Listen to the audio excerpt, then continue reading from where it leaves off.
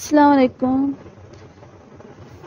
کافی وقت سے میں نے ویڈیوز بنانا چھوڑی ہوئی تھی، کچھ ذاتی مصروفیات کی وجہ سے تو میں بنا نہیں پا رہی تھی ویڈیوز، لیکن آج میں نے یہ ویڈیو جو بنا رہی ہوں یہ میں مطلب کہ کوئی ایسے خاص موضوع کے لیے نہیں ہے۔ جیسا کہ آپ سب کو پتہ ہی ہے کہ کل میاں عباد فاروق کے بیٹے میاں عمار فاروق کی ڈیتھ ہو گئی۔ آپ سب سوچ رہے ہوں گے یہ عمار فاروق کون ہے، عباد فاروق کون ہے، تو آپ سب کو بتاتے چلوں کہ میاں عباد فاروق جو ہے پنجاب سے ایک ٹکٹ ہولڈر ہیں جو کہ تحریک انصاف سے تعلق رکھتے ہیں،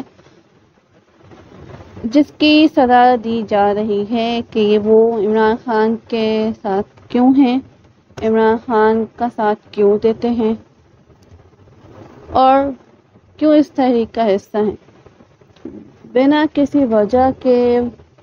کوئی قصور نہیں ہے، قصور صرف یہ ہے کہ وہ عمران خان کے سپورٹر ہیں، پر اس کے علاوہ کوئی قصور ہے ہی نہیں۔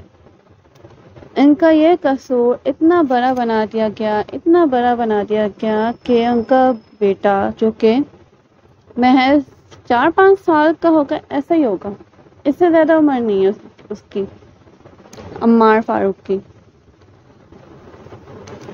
وہ ان کے اس حرکت کو برداشت کر ہی نہیں سکا۔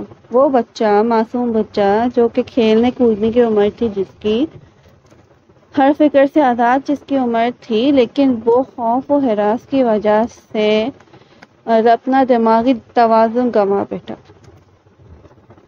جو اپنے باپ سے ملنے کے لیے ترستا رہا۔ ایسے یہ لوگ ہیں، ان کو فرعون کہا جائے، کیا کہا جائے، مجھے الفاظ نہیں مل رہے کہ کیا بولا جائے ان کو۔ عمار کی والدہ بیڈ پر پڑ گئی ہیں، ان کو کومے میں چلی گئی ہیں، وہ الگ بیمار ہیں، والد جو جیل میں ہے، دادا جو ہے وہ بھی پکڑے ہوئے ہیں، مطلب کہ ان کا پورا خاندان تقریباً ان لوگوں کی فرعونیت کا شکار ہو چکا ہے کہ جن کو یہ پکڑتے ہیں سب سے پہلا کام کیا کرتے کہ ان کا کاروبار بند کراتے، جو وہ کام کر رہے ہیں بند کراتے، یا تو اگر کوئی جاب ہے تو جاب سے نکلوا دیتے۔ سب سے پہلا کام تو یہی کرتے ہیں۔ میرا آپ سب سے ایک سوال ہے کہ آخر یہ سلسلہ کب تک چلتا رہے گا، کب تک؟ آج عمار، کل کو کوئی اور بچہ بھی ہو سکتا ہے، کل کو آپ کے گھر کا بچہ ہو سکتا ہے، ہمارے گھر کا بچہ ہو سکتا ہے، کوئی بھی ہو سکتا ہے۔ عمار کے بڑے بھائی سالار وہ اتنا بڑا نہیں ہے، آپ نے دیکھا ہوگا ویڈیوز میں، تصاویروں میں، وہ اتنا بڑا ہے ہی نہیں۔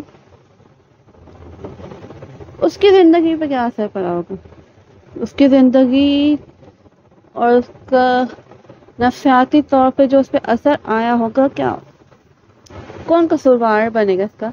ہمیں تو پتہ ہے اصل قصوروار کون ہے، لیکن اس سے بھی زیادہ اصل قصوروار یہ عوام ہے جو سہ رہی ہے، جو اس ظلم کے خلاف آواز نہیں اٹھا۔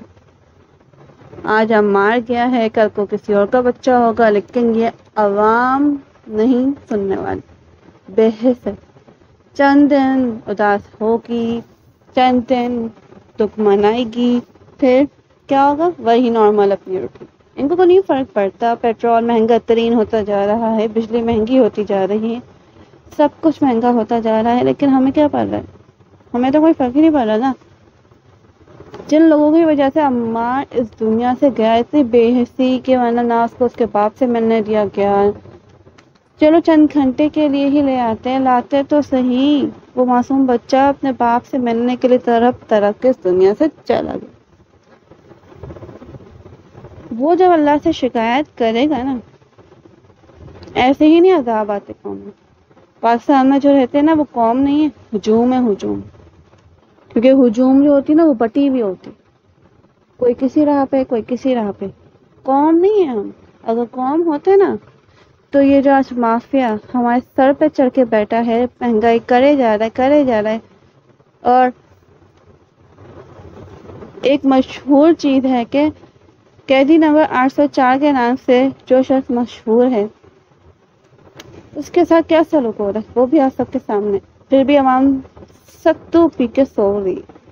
یہ جملہ پاکستان کے عوام پہ فٹ پڑ. آج بھی آپ آواز نہیں اٹھاؤ گے. خاموش رہو، سوتے رہو پاس. کیونکہ ہم تو بے حس ہیں، ہمیں کوئی فرق نہیں پڑتا.